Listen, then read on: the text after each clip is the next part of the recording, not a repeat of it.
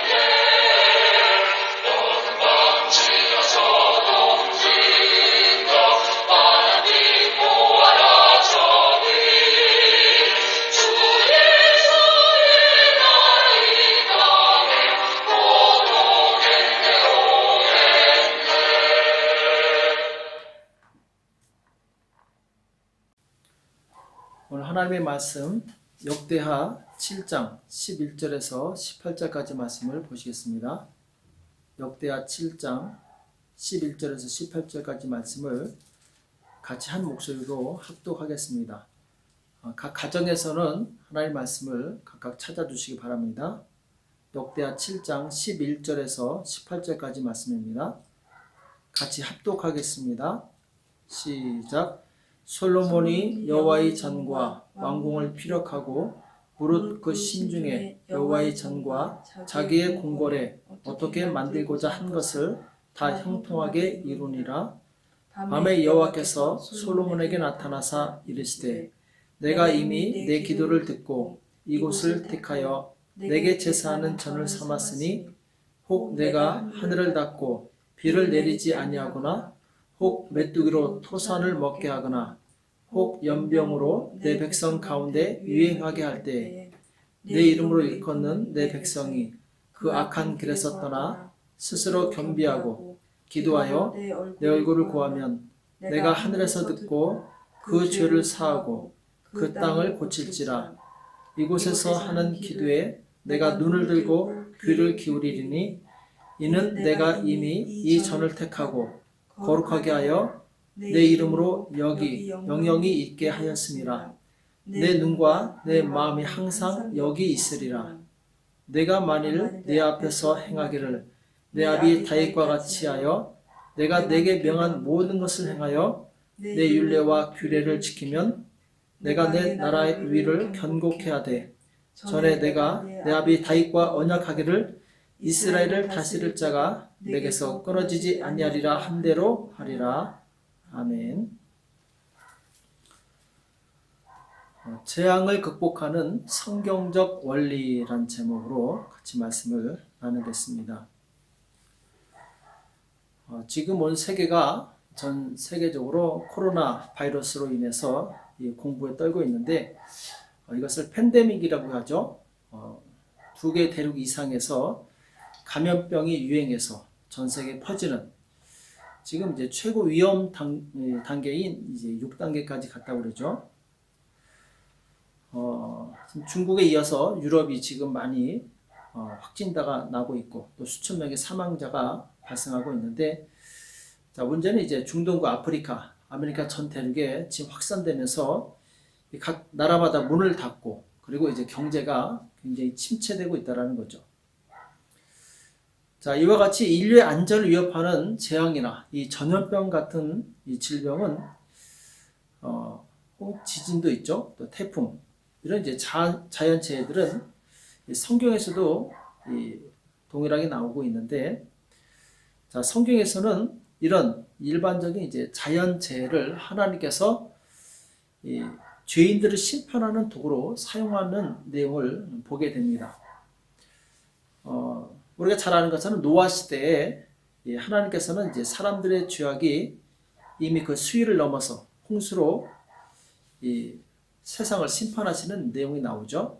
창세기 6장 5절에 보면은 여호와께서 사람의 죄악이 세상에 관영함과 그 마음의 생각의 모든 계획이 항상 악할 뿐임을 보시고 땅 위에 사람 지으셨음을 한탄하사 마음에 근심하시고 가라사대 나의 창조한 사람을 내가 지면에서 쓸어버리되 사람으로부터 육축과 기는 것과 공중의 새까지 그리하리니 이는 내가 그것을 지었음을 한탄함이니라 하시니라. 아멘. 자, 하나님께서 이 세상의 죄가 관영했다라고 표현하고 있습니다. 관영했다는 얘기는 이제 흘러넘쳤다는 얘기죠. 하나님께서 더 이상 참을 수 없는 그 도를 이제 넘었다는 것을 말씀하고 있죠. 그래서 하나님께서 택하신 방법이 이제 홍수를 통해서 지면을 쓸어버리는 거죠. 경건한 사람, 노아의 가족만 살아남게 되는데, 바로 그때 당시 사람들이 너무나도 악하고 또 그 죄가 이미 한계점에 달았기 때문에 하나님께서 홍수라는 이 방법을 통해서 이들을 심판하시는 내용이 나오게 되죠. 또 우리가 잘 아는 것처럼 모세 시대에도 하나님께서 모세를 통해서 애굽에 10가지 재앙을 내리시는데, 이 재앙 역시 애굽의 죄, 바로왕의 죄에 대해서 하나님께서 심판하시는 이제 도구가 됩니다. 자, 10가지 재앙이 뭐죠? 기억나시나요? 첫 번째가 이제 피, 그리고 개구리, 이, 파리, 악질, 독종, 우박, 메뚜기, 흑암, 그리고 이제 마지막에 이제 장자를 치는 그런 이제 여기까지 재앙이 나오게 되는데, 자, 이 중에 이제 이 악질과 독종 같은 경우는 이제 질병에 해당하죠. 전염병에 해당하죠. 세 번째로 이제 모세가 광야에서 행할 때 모세와 하나님을 대적한 자들에 대해서 하나님은 연병으로 심판하시는 내용이 나옵니다. 그러니까 모세가 이스라엘 민족의 지도자로 만민에 집중받는 것을 시기한 이 고라가 다단과 아비란 이 사람들을 모아서 이제 모세를 반역하게 되죠. 그때 하나님께서는 이제 반역한 자들을 연병으로 다스리시는 내용이 나오는데, 자, 민수기 16장 49절에 나오죠. 고라의 일로 죽은 자 외에 연병에 죽은 자가 14,700명이었더라. 자, 고라의 일로 죽은 자 외에, 자, 고라가 이 모세를 대적하고 하나님을 이 대적했을 때 하나님께서 이 연병이라는 도구로 질병으로 이 대적한 자들을 심판하시게 되는데, 이때 무려 14,700명이나 죽는 이런 일이 일어났었죠. 여기서 연병은 영어로 페스틸런스라고 해가지고 한국에서는 이제 장질부사라고 부르죠. 장질부사. 열이 많이 오르기 때문에 이걸 또 온역이라고도 합니다. 성경에서는 연병 혹은 이 온역이라고 표현하고 있는데, 우리가 잘 알고 있는 것처럼 이 연병은 이 장티푸스균이 장에 침입해서 설사하고 복통, 열을 일으키는 이제 악성 유행병이죠. 이 전염 속도가 굉장히 빠르기 때문에 굉장히 치명적이고 또 열을 동반하기 때문에 이제 온역이라고도 하는데, 일제시대 때는 이제 16,000명이나 사망했다고 합니다. 또 한국에도 1970년대 이 장티푸스 환자가 매년 수천 명씩 대량으로 발생해서 고통을 당한 적이 있는데, 그때는 이 치료법이 없었기 때문에 무려 치사율이 25%에서 50%까지 갔다고 그러죠. 지금은 치료법이 개발되어서 이제 1% 미만인데, 안내 일기로 유명한 안내 프랭크가 이 수용소에서 이 병으로 죽었다는 얘기가 있죠. 그 밖에도 이제 성경에 보면은 이스라엘 민족이 모압 족속과 음란한 관계를 맺고 우상을 숭배할 때, 이때 하나님께서 또 연병으로 치시게 되는데, 이때는 이제 24,000명이 죽게 되죠. 성경에 보면은 이와 같이 이런 여러 가지 재앙들, 질병들, 전염병들이 하나님께서 죄인들을 다루시는 도구로 사용하게 되는데, 오늘 말씀을 잘 이해를 해야 되는데, 모든 재해와 질병이 다 하나님으로부터 나왔다고 오해해서는 안 됩니다. 우리가 잘못된 습관과 또 이 오염 때문에 일어난 일들도 많이 있기 때문에 오늘 전하는 말씀을 잘 기억하셔야 되는데, 하나님께서 죄인을 심판하시는 도구로 종종 이런 자연재해나 이 질병을 사용하셨다는 얘기지, 모든 질병이 다 하나님께서 하신 것이다, 이렇게 오해해서는 안 된다는 거죠. 자, 성경에서 하나님께서 이 자연재해나 이 질병을 다루실 때 여기는 반드시 죄가 연관이 되어 있습니다. 죄에 대해서 하나님께서 심판하시는 내용인데, 예레미야 14장 11절에 보면은 하나님께서 예레미야에게 너는 이 백성을 위해서 복을 구하지 말라, 이렇게 말씀하시는 내용이 나와요. 우리는 이해가 되지 않죠. 아니, 하나님의 백성을 축복해야지 왜 하나님께서는 이 백성을 위해서 복을 구하지 말라고 말씀하셨는가? 자, 예레미야 14장 12절에 보면은 그들이 금식할지라도 내가 그 부르짖음을 듣지 아니하겠고 번제와 소제를 드릴지라도 내가 그것을 받지 아니할 뿐 아니라 칼과 기근과 연병으로 그들을 멸하리라.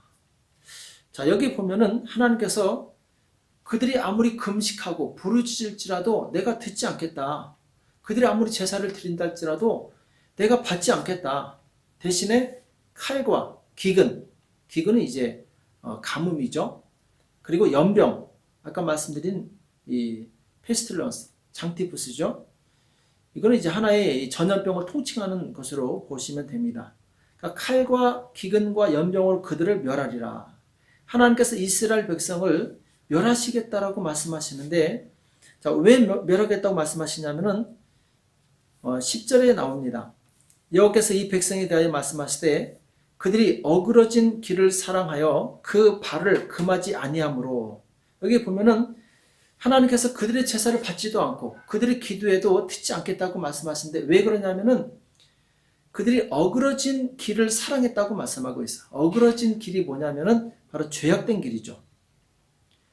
나 여호와가 그들을 받지 않냐고 이제 그들의 죄를 기억하고 그 죄를 벌하리라. 보면은 그들의 죄를 기억하고 그 죄를 벌하리라. 그러니까 하나님께서 그들에게 이 칼과 기근과 연병을 주시겠다고 한 것은 뭐냐면은 그 죄를 벌하시기 위해서 이것을 사용하셨다는 것을 보게 되죠. 왜냐하면 그들이 하나님을 사랑하지 않고 하나님의 길에서 떠나 어그러진 길을 가고 있었기 때문에. 또 에스겔 7장에도 나오죠. 7장 15절에 보면은 밖에는 칼이 있고 안에는 온역과 기근이 있어서 밭에 있는 자는 칼에 죽을 것이요 성읍에 있는 자는 기근과 온역에 망할 것이며.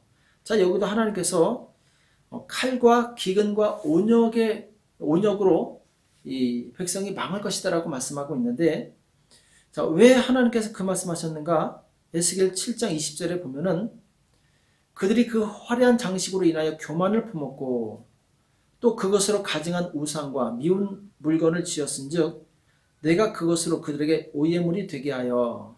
여기 보면은 화려한 장식으로 교만을 품었고, 그러니까 이 교만 때문에 어떤 교만이냐? 가증한 우상과 미운 물건을 지었은즉. 하나님이 주신 좋은 것을 가지고 하나님을 섬겨야 되는데 하나님 섬기지 않고 가증한 우상을 섬기고 그리고 이 미운 물건을 지었다. 우상을 만들었다는 얘기죠.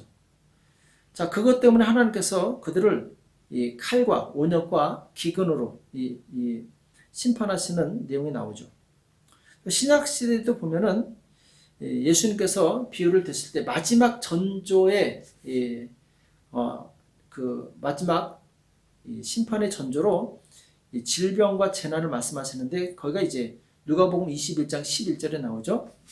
처처에 큰 지진과 기근과 온역이 있겠고 또 무서운 일과 하늘로서 큰 징조들이 있으리라. 여기 보면은 큰 지진과 기근과 온역이라고 나오죠. 자, 지진, 가뭄, 그리고 질병, 전염병. 자, 이것이 이제 마지막 때에 일어날 일이라고 하는데 지금 21세기 들어서면서 전 세계는 이 지진과 테러, 그리고 이 가뭄과 홍수, 사스, 메르스, 신종 바이러스 같은 각종 이 전염병으로 몸살을 앓고 있죠. 예수님께서는 무화과 나무 잎이 나오면은 여름이 가까운 줄 알아 이렇게 말씀하셨는데 곧 이런 징조들은 곧 주님께서 오실 날이 가까이 왔다라는 것을 우리가 기억하게 해야 된다는 거죠. 기억하게 한다라는 거죠. 그러니까 이런 이 현상을 보면서 과거에 하나님께서는 죄를 심판했던 그 내용들이 나옵니다. 거기는 항상 이 관영했다라고 아까 표현하고 있는데 죄가 차게 되면 하나님이 심판하신다라는 거죠. 그리고 죄가 차기까지 하나님께서는 징조를 보여주신다라는 거죠.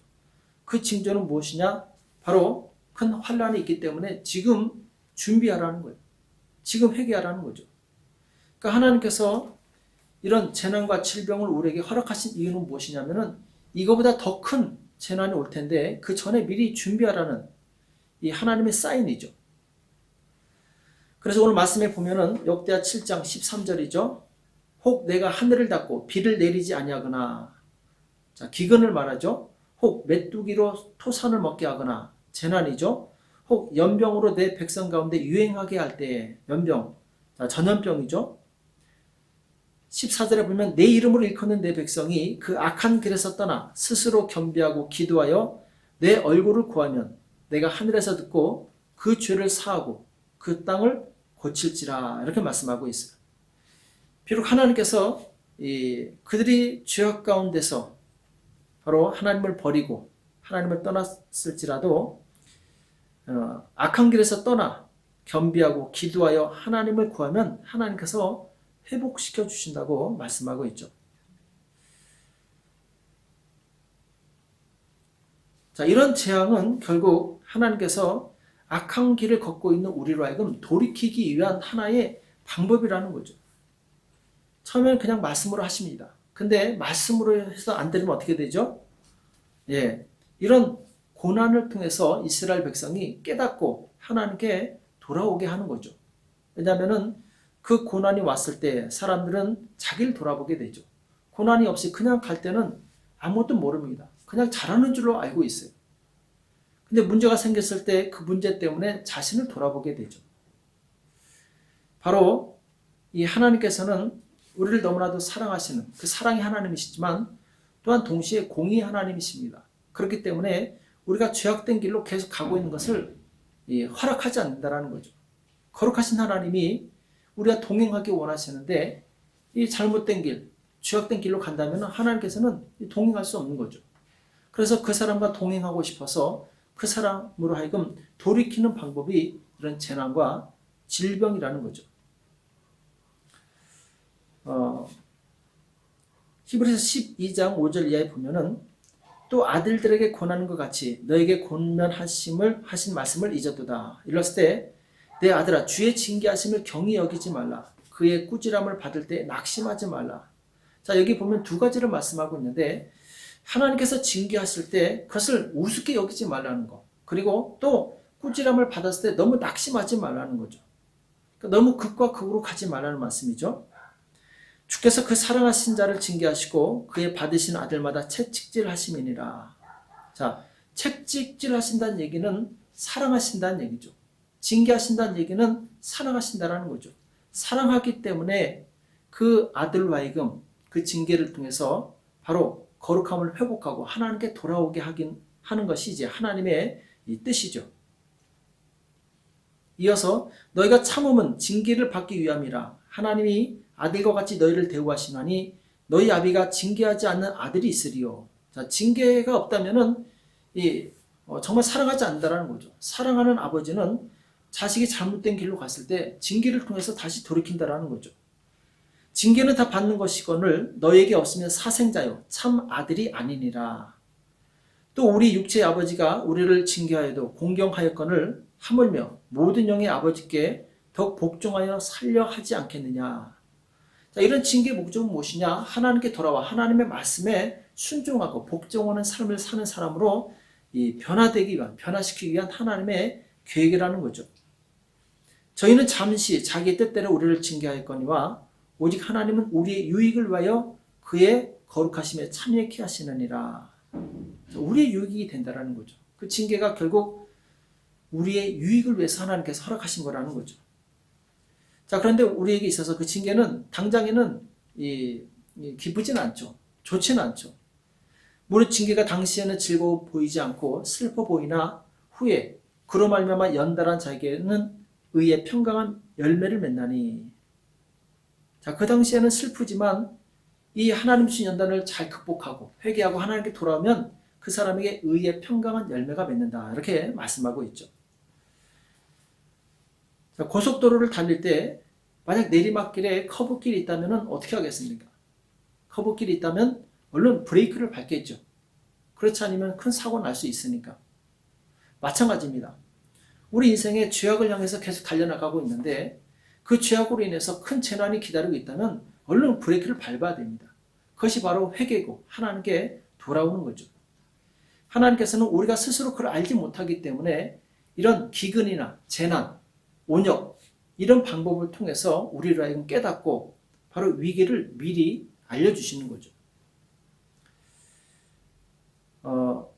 요즘 시대를 보면은 정말 사람들이 마치 브레이크 없는 자동차처럼 내리막길을 달리고 있는 자동차처럼 아주 위험한 것을 보게 됩니다. 마치 노아의 홍수 때처럼 하나님께서 정말 참고 참으시는데도 불구하고 그것을 알지 못하고 계속해서 이 죄악된 삶을 행하고 있고 살고 있고 또 심지어는 더 이 죄악으로 치닫는 인생들을 보게 돼요. 자, 이런 현상들을 디모데후서 3장 1절에 보면 나오는데 내가 이것을 알라 말세에 고통하는 때가 이르리니 사람들은 자기를 사랑하며 돈을 사랑하며 자긍하며 교만하며 회방하며 부모를 거역하며 감사치 아니하며 거룩하지 아니하며 무정하며 원통함을 풀지 아니하며 참소하며 참수한다는 얘기는 이제 안 좋은 얘기를 계속 누구를 고발한다는 얘기죠. 절제하지 못하며 사나우며 선한 것을 좋아 아니하며 배반하여 팔며 조급하며 자고하며 교만하다는 얘기죠. 쾌락을 사랑하기를 하나님이 사랑하는 것보다 더하며 경건의 모양은 있으나 경건의 능력은 부인하는 자니 이 같은 자들에게서 내가 돌아서라. 자, 이 같은 자들에게서 내가 돌아서라. 오늘 많은 사람들이 이 자기를 사랑하기 때문에 이기적이기 때문에 하나님과 상관없이 열심히 이 하나님을 떠나서 죄악된 길로 달려가고 있다는 거죠. 우리가 영으로 살지 않고 성령으로 살지 않으면은 반드시 우리는 죄악된 길로 갈 수밖에 없어요. 육의 생각은 사망이라고 했죠. 우리가 육의 생각을 하면 할수록 우리는 점점 사망에 가까워지게 되는 거죠. 그러나 성령에 의해서 통제받는다면 우리는 점점 더 생명에 가까워지겠죠. 그래서 우리는 이런 사람들에게 하나님께서 징계하신다. 결국 큰 심판이 임한다는 것을 알고 돌이켜야 됩니다. 사단의 역할이 뭐겠습니까? 사단의 역할은 바로 사람들로 하여금 귀를 막아서 진리의 소리를 못 듣게 하고 있는 거예요. 지금도 코로나 바이러스로 인해서 전 세계 국가에서 직장에도 가지 말고 학교에도 가지 말고 또 예배도 드리지 말고 심지어는 이동도 하지 말라고 이렇게 명령이 떨어졌는데 미국의 플로리다 해변에서는 이제 젊은이들이 기회는 이때다 하고 휴가 나와서 놀고 먹고 즐기는 내용이 나오죠. 또 파리의 샌드강에도 이 젊은이들이 와서 마치 그것은 우리와 상관없는 일이다 하면서 맘 놓고 이제 즐기고 노는 내용이 나와요.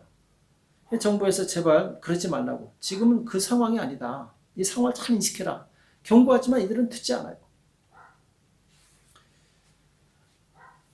자, 이것이 바로 이 사단이 하는 행동이죠. 사단은 하나님의 경고를 듣지 못하게 귀를 막아버립니다.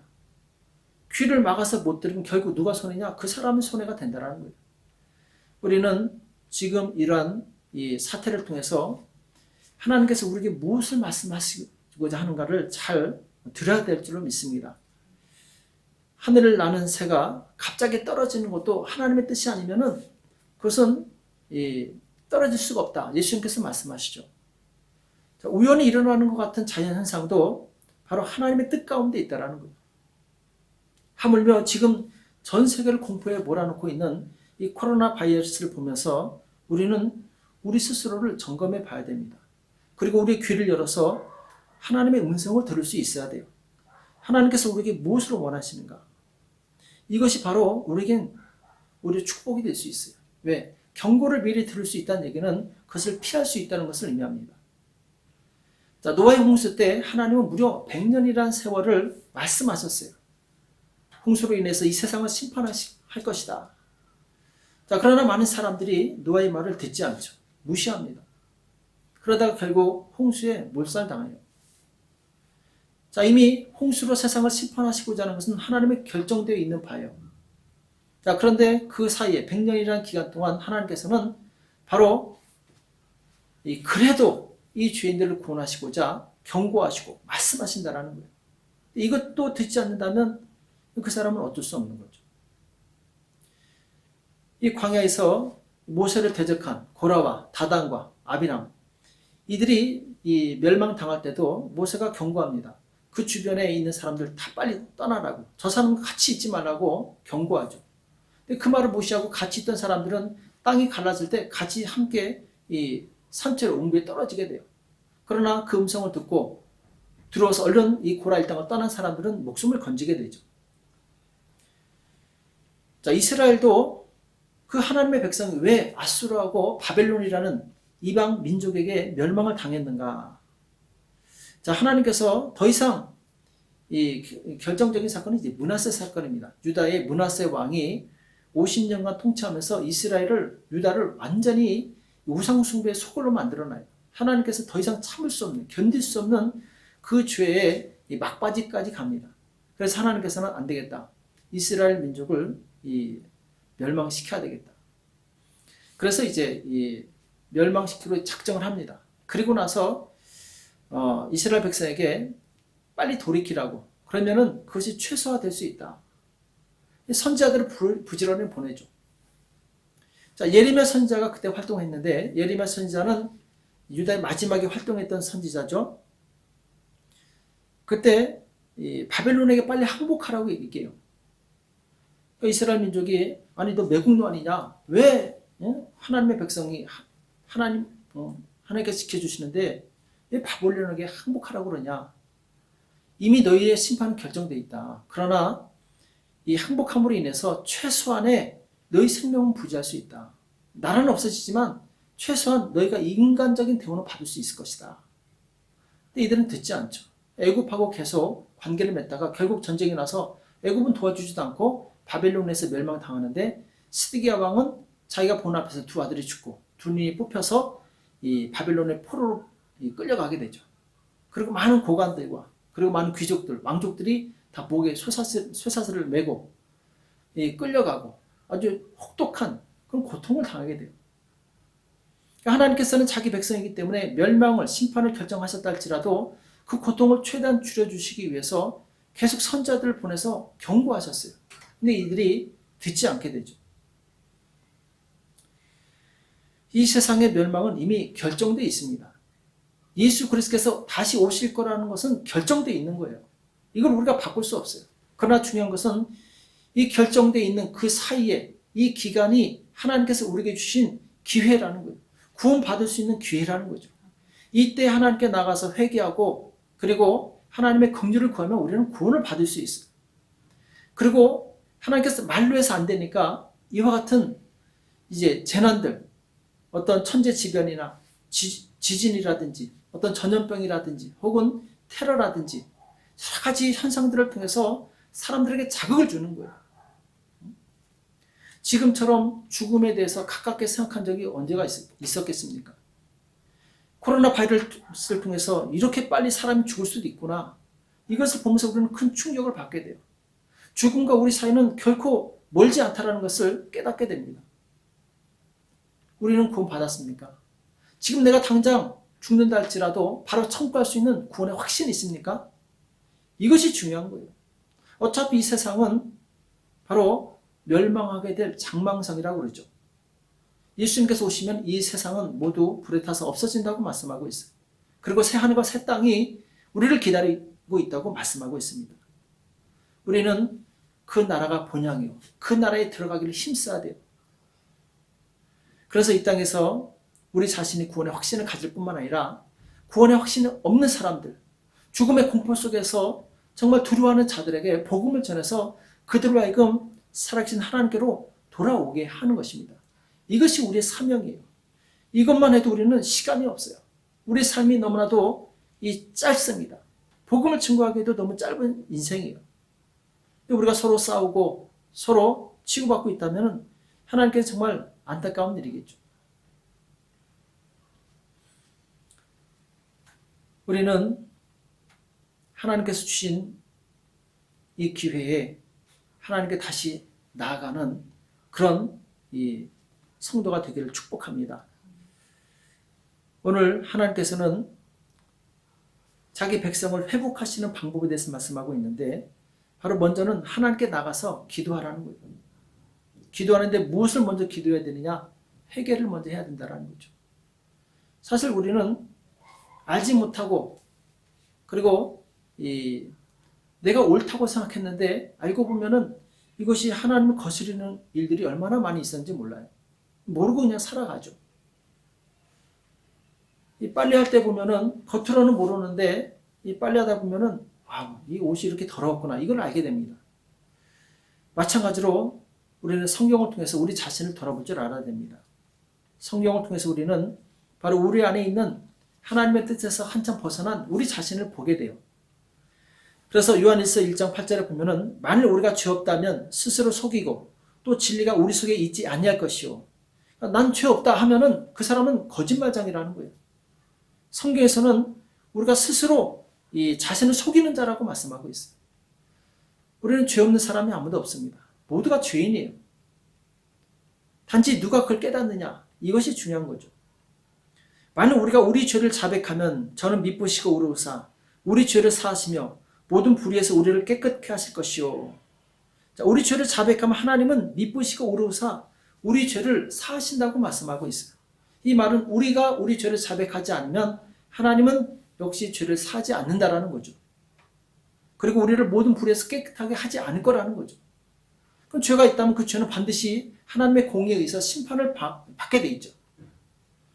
우리는 하나님의 공의가 내 죄를 심판하지 않도록 빨리 죄를 버려야 됩니다. 이것이 바로 회개예요. 자, 오늘 본문을 다시 한번 읽어보겠습니다.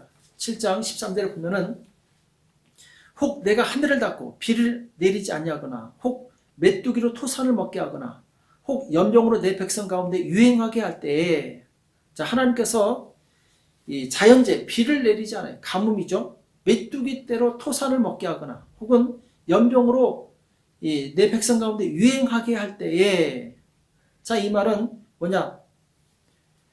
내 이름을 일컫는 내 백성이 그 악한 길에서 떠나. 그러니까 왜 비가 오지 않고 왜 메뚜기 떼가 토산을 먹었고 왜 연병으로 유행했느냐?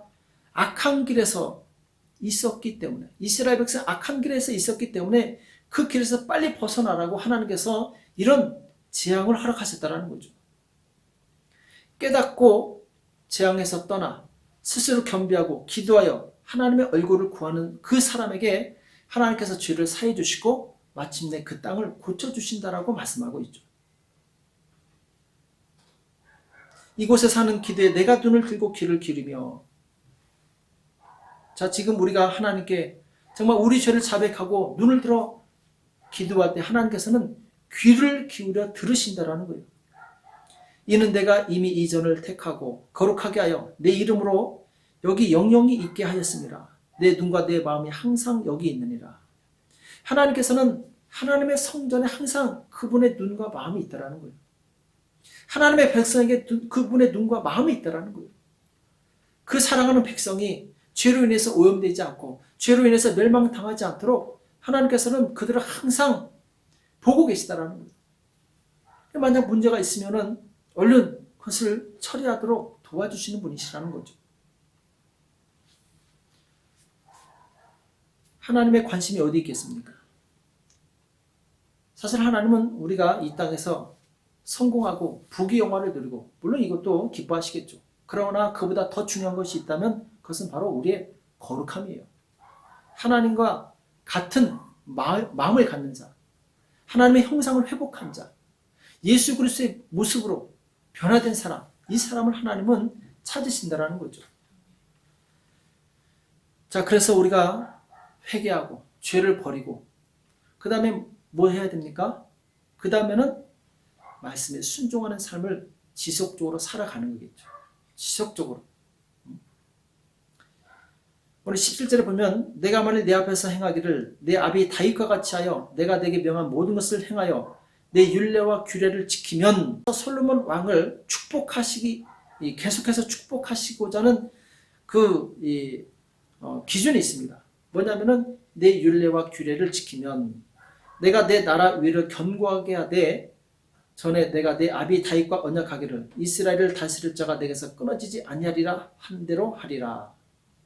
자, 하나님께서 솔로몬에게 뭐라고 말씀하시냐면은 혹 너희가 범죄했을 때 재난이 임하면 하나님께 나와서 기도하면 하나님께서 회복해 주실 것이다. 그러나 회복된 다음에 더 중요한 것이 있다면은 하나님의 말씀을 지속해서 지키는 것이다. 만약 지키지 않는다면은 내가 너에게 준 그 영원한 왕권을 뺏어버리겠다, 이렇게 말씀하는 거죠. 자, 다윗은 평생, 물론 그가 많이 넘어졌지만 이 하나님을 따라갔던 사람이에요. 하나님의 마음에 합한 그런 삶을 살았죠. 안타깝게도 솔로몬은 이 중간에 하나님을 버리고 우상을 섬깁니다. 그러니까 그가 하나님을 섬길 동안 받았던 많은 축복들이 하나님 버림으로 인해서 다 뺏기게 돼요. 그 아들 때 나라가 갈라지게 되고 또 애굽왕 시삭이 올라와서 그가 그동안 모아놓은 모든 재산을 다 뺏어가 버립니다. 왜 그러느냐? 그가 말씀을 지키지 않았기 때문에. 우리가 신앙생활할 때 정말 중요한 것은 끝까지 말씀을 순종하는 것입니다. 끝까지. 그래서 우리가 성경에 보면 신실하신 하나님이라고 말씀하고 있는데, 신실하신 하나님은 무슨 말이냐? 변하지 않는 하나님이라는 거예요. 변함없이 의를 행하시는 하나님이시라는 거예요. 우리 또한 신실한 신자가 되기를 원합니다. 신실한 신자는 무엇이냐? 하나님의 뜻을 순종하되 끝까지 순종하는 사람이 신실한 신자예요. 그렇게 할 때 바로 하나님께서는 지속적으로 우리에게 은혜를 주시고 어떤 질병이든지 오지 않게 도와주시고 그리고 모든 문제에서 우리를 해결해 주신다, 구원해 주신다고 말씀하고 있어요. 자, 출애굽기 15장 26절에 보면 가라사대 너희가 너희 하나님 나 여호와의 말을 청종하고 나의 보기에 의를 행하며 내 계명에 귀를 기울이며 내 모든 규례를 지키면 내가 애굽 사람에게 내린 모든 질병에 하나도 너에게 내리지 아니하리니 나는 너희를 치료하는 여호와임이니라. 이렇게 말씀하고 있어요. 자, 애굽에게 내린 질병, 아까 이 온역과 독종이 있었죠. 그렇죠? 악질과 독종이 있는데 전염병이었죠. 그러니까 그들에게 내린 이 질병에 하나도 너에게 내리지 아니하리니 나는 너를 치료하는 여호와임이라 이렇게 말씀하고 있어요. 여기 보면은 자, 질병은 죄와 연관이 되어 있고 그리고 치료는 바로 하나님의 말씀에 순종하는 것과 연관이 되어 있다는 거죠. 그러니까 마귀는 항상 무엇을 틈타가지고 우리한테 오냐면은 죄를 틈타가지고 오게 돼요.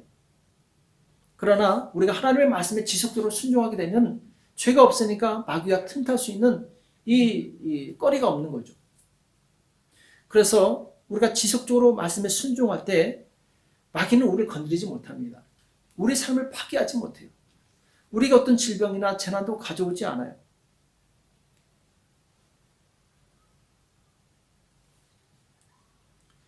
우리는 예수 믿는 사람으로서 이제는 변화된 삶을 살아야 될 줄로 믿습니다.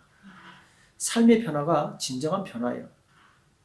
말로만 예수 믿는다는 것, 이것은 이 온전한 변화가 아니죠.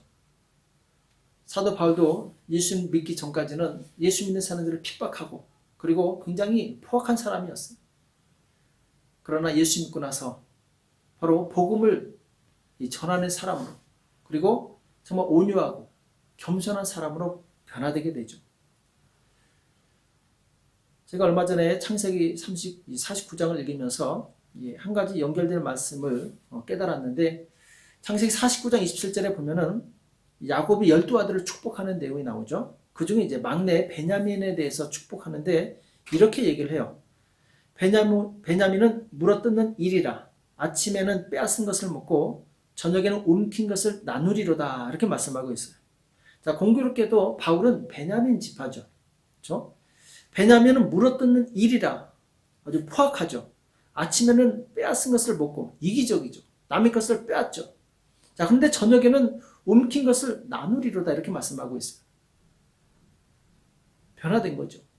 바울이 처음에는 예수 믿기 전에는 정말 포악하고 다른 사람들을 해하는 그런 불의의 도구로 쓰임 받았는데 이제 예수 믿고 나서는 복음을 전하는 사람으로 자신의 삶을 자신의 좋은 것을 다른 사람에게 나누는 사람으로 변화되었다라는 거죠. 아침에는 나를 위한 삶, 이기적인 삶을 살았지만 저녁에는 내가 가진 것과 내가 가진 것을 남과 나누는 그런 사람이 되는 것. 우리가 정말 참 신자라면 이제는 나를 위해서 사는 그런 이기적인 마음에서 벗어나서 다른 사람을 위해서 사는 사람으로 변화되어야 됩니다. 다른 사람을 배려하고 그리고 다른 사람에게 축복하고 다른 사람을 세우는 그런 이제 우리가 변화되는 거죠. 자, 우리는 지금 이 시대 코로나 바이러스가 우리의 생명과 자유를 위협하고 있는 이 시대에 성경적인 답을 가지고 있어야 될 줄로 믿습니다.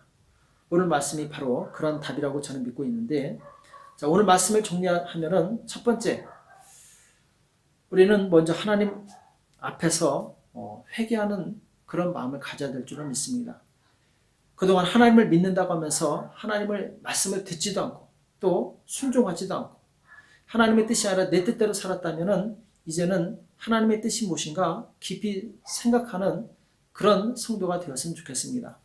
그래서 지금 다음 주 토요일까지, 이번 토요일까지 24시간 밖에 외출을 자제하라는 그런 이제 권고가 왔고, 또 4월 12일까지 모든 집회와 그리고 학교 모이는 것을 금지한다고 명령이 다시 내려왔는데, 자, 이 시간에 우리가 다른 이 쾌락거리를 찾지 말고 우리 자신을 먼저 돌아봤으면 좋겠습니다.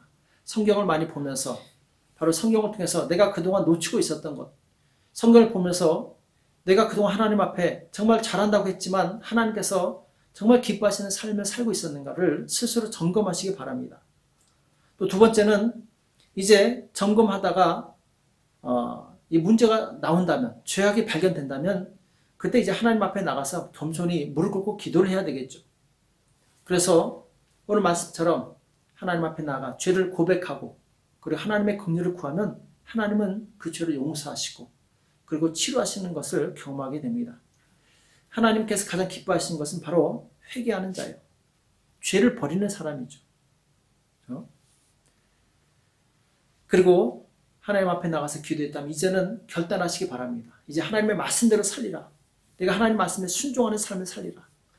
내가 듣기만 하고 행동하지 않았는데 이제는 정말 이 행동하는 사람으로 변화되리라. 변화된 사람으로 되기를 사모하고 또 이 생각하고 다짐하시기 바랍니다. 그렇게 했을 때 하나님께서는 우리를 완전히 회복시켜 주신다고 말씀하고 있어요. 자, 시편 91편 2절과 3절을 읽어드리고 마칠 텐데 시편 91편 2절과 3절입니다. 내가 여호와를 가리켜 말하기를 저는 나의 피난처요 나의 요새요 나의 의뢰하는 하나님이라 하리니 이는 저가 너를 새 사냥꾼의 올무에서와 극한 연병에서 건지실 것이미로다. 아멘. 자, 여기 보면 하나님은 누구시냐? 나의 피난처가 되시고 요새가 되시고 내가 의뢰하는 하나님이시라 이렇게 말씀하고 있죠. 그러니까 사냥꾼의 올무, 새가 올무에 걸리면 그것은 못 빠져나옵니다. 불가능한 일이에요. 그냥 죽는 거예요. 그러나 하나님은 하신다라는 거죠. 극한 연병에서 건지실 것이면 극한 연병, 아주 지독한 전염병에 있다 할지라도 하나님께서는 건지시는 하나님이시라는 거죠. 천지를 창조하신 하나님, 전능하신 하나님은 바로 이 모든 환경을 바꿀 수 있는 능력이 있으신 분이세요.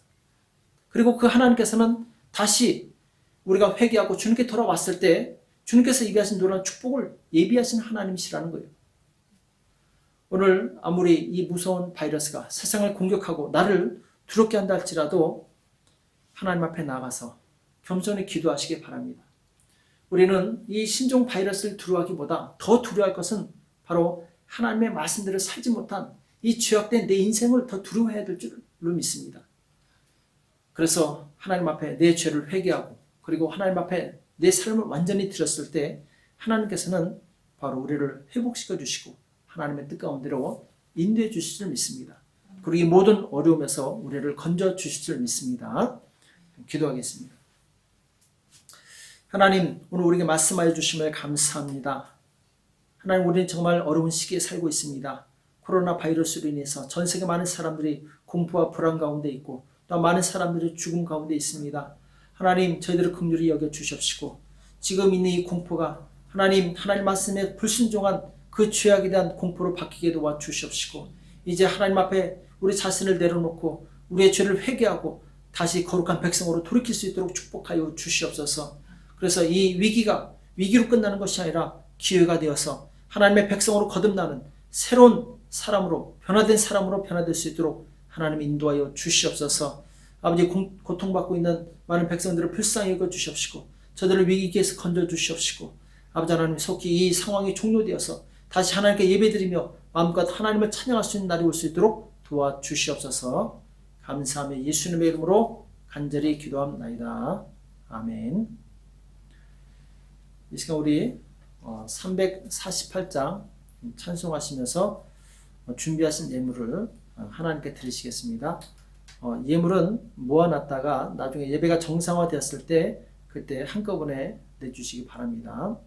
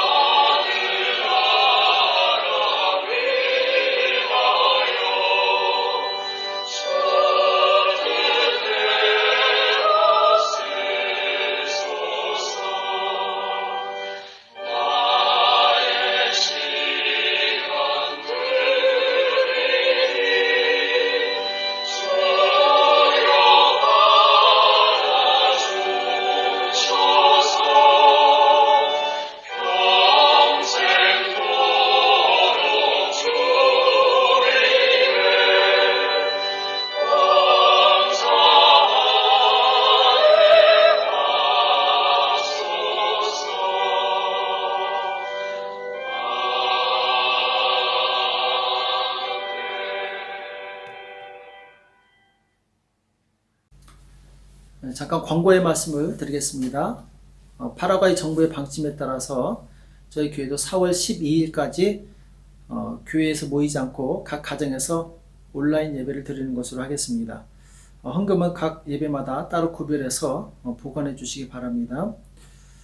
그리고 이번 토요일까지죠. 24시간 밖에 나오지 않도록 그 공고문이 내려왔는데 이번 이 토요일까지 28일까지 각자 방에서 각자 집에서 이제 기도하고 나라 민족을 위해서 기도하는 시간으로 삼으시기 바랍니다.